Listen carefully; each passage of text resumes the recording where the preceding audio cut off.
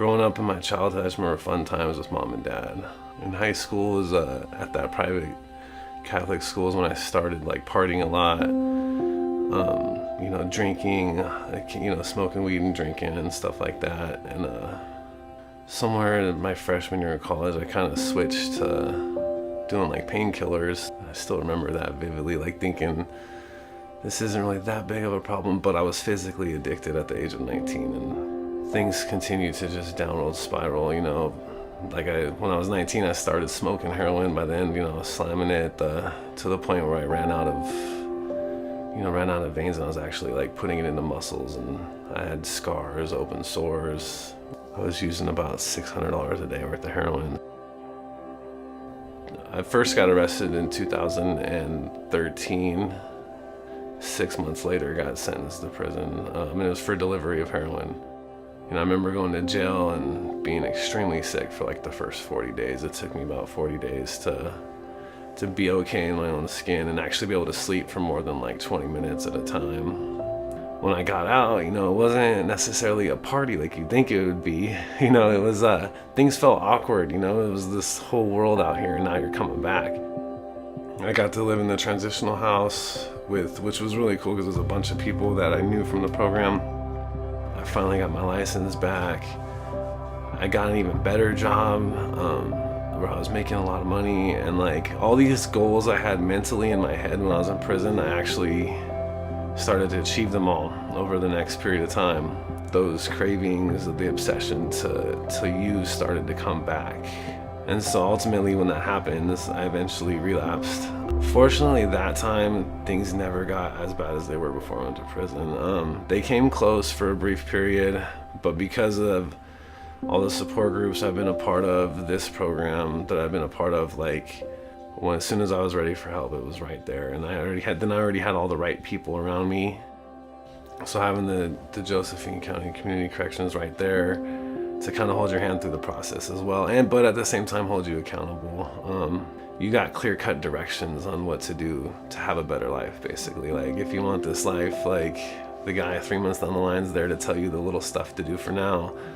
The guy a year or two down the line was there to tell you what to look forward to doing, all the way up to like 10 years down the road.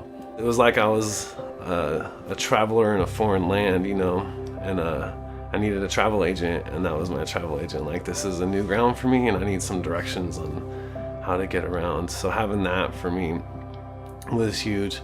You guys were able to call it, like, what to look out for.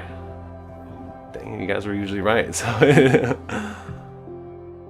I remember, going to school, middle school, I think it was 6th grade, and I wore glasses, and I was a bookworm, and I walked down the hall reading books, and I didn't really fit in. I wasn't like popular by any means, and I was just kind of a nerd.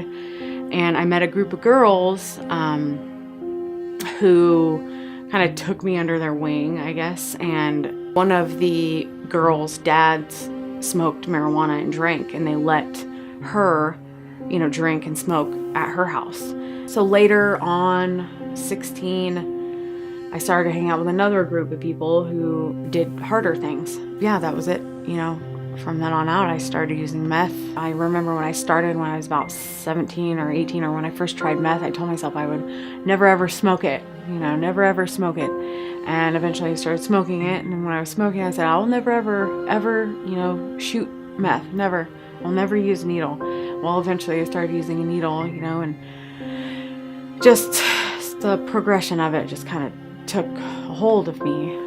I remember sentencing, I stood up, and the judge asked me, like, what do you have anything to say? And I said, I really feel like I can get clean and sober. I just need, a supportive place, and I just need a structured environment. And he said, well, you're gonna have that in prison because you're going to prison. I was sentenced to 36 months. I just remember being handcuffed and looking at my brother.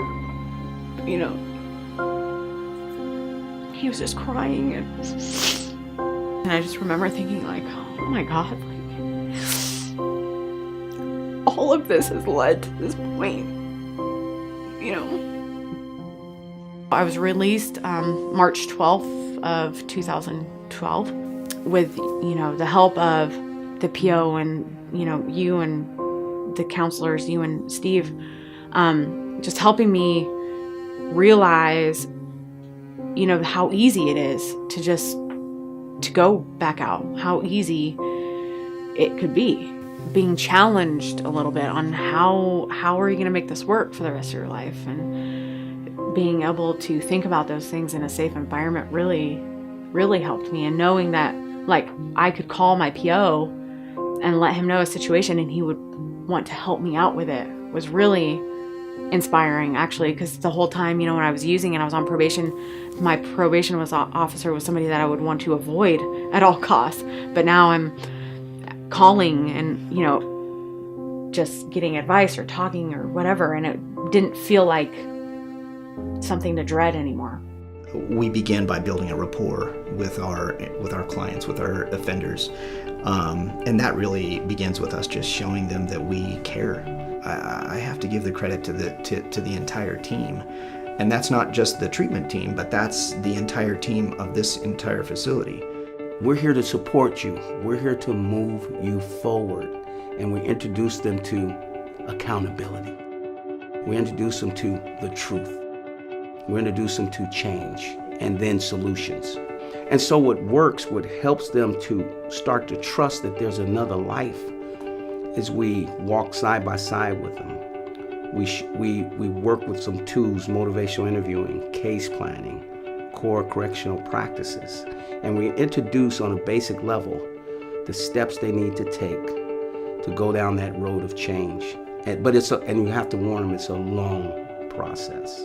From the time they walk through the door and where they're at in their life, we apply a whole bunch of research-driven tools and processes that are quite structured, that are specifically targeting those areas of need to eventually get this end result, which is different for everybody. But hopefully it's driven by their own goals, and eventually this, what we call extrinsic motivation, somehow transitions into a piece of intrinsic motivation where they take some ownership of that, and then it allows them to go off in their life and maybe look at the world a little different. Somebody will come along and you will see them, and you will see them in their darkest hour, in their deepest place, where things just are no good and they are hurting and broken. And from there, you will see them walk out the other side of this process, being whole again, being the kind of person who walks out in the community who can be proud of who they are, proud of what they do. They can be a valued member of society. They can be involved in their kids' lives. That, in and of itself, with one person, makes everything you do in between worthwhile. Interventions are huge, especially early on, because when somebody, let's say they go out and they use drugs, or they don't come and see you, a lot of times they're not going to come in, and you got to try and find them. And typically the sooner you get them under wraps and get them back into services and some accountability there, the less damage is going to be. We do a lot of good work in the community, and we're a great bargain because we're a lot cheaper than building infrastructure and new buildings and new prisons and whatnot. You hear those people and they come in and say, man, you were such a big part of my life. I'm like, really? I mean, it's just awesome, because that really is a huge paycheck. What we found out is that jail only doesn't work. And what the alternative programs do is it gives other options for people to complete their custody time while living a productive life or giving back to the community. With the alternative programs, we've saved the jail over several $100,000s a year. In addition, it allows people who are trying to work and maintain a lifestyle, productive lifestyle, are able to work with the house arrest program and continue to be law-abiding citizens, and also maintain their family life and their social structure in a positive way. When I came into Denise's office, I was worthy. I was worth it. I always felt comfortable, and I always felt supported and encouraged. Today I'm a mom. Today I'm a reliable coworker. I'm a counselor. When you compare $100 a day in prison to $10 or $12 a day per offender, I think it's invaluable, really, to work on that, the person as a whole in their environment, other than just send them. Can't arrest our way out of addiction. Can't do it. Compared to before, I used to wake up and have nothing to look forward to, and now every day I wake up and there's something that I truly get to look forward to within each and every day. Whether it's the support groups, the people here in community corrections that really cared, the people, it was a bunch of people, but God put all these people in my life to help me. And ultimately, that the real thing is those relationships with people.